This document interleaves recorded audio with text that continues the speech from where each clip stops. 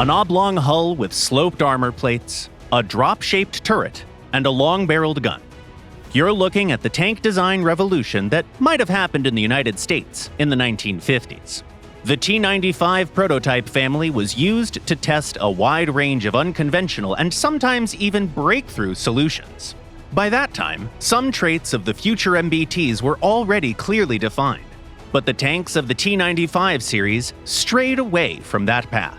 In the late years of the Second World War, the US Army, together with multiple companies, created the M26 Pershing, a tank that became the originator of many post-war designs in the United States.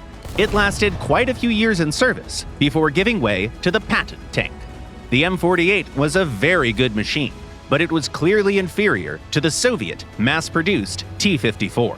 The Patton needed a replacement, but developing one took multiple years and numerous attempts. One of the biggest contenders was the T-54 project, that featured a futuristic oscillating turret and an incredibly powerful gun, although it never moved past the prototype stage. The T-95 was another attempt to create something genuinely new, something worthy of the title Tank of the Future. Its engineers had multiple options for the main caliber.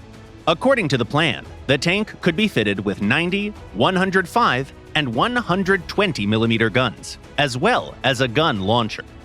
Another promising idea was to use discarding sabot shells with a high length-to-diameter ratio. Those shells were going to be fin-stabilized as well. To further increase its combat potential, the tank was to receive an electro-optical fire control system, which included a device that could determine range to a target using infrared pulses, similarly to modern laser rangefinders.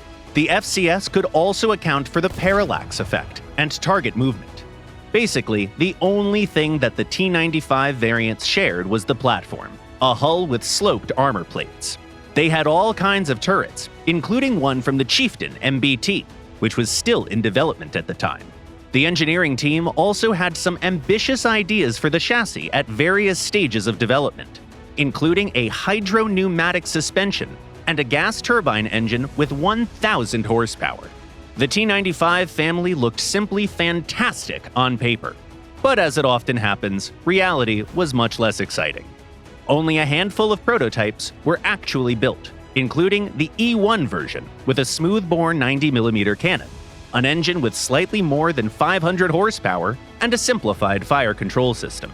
When the T-95 actually got to the trials, it became obvious that it offered little advantage over the existing M48 tanks, and the project was soon discarded.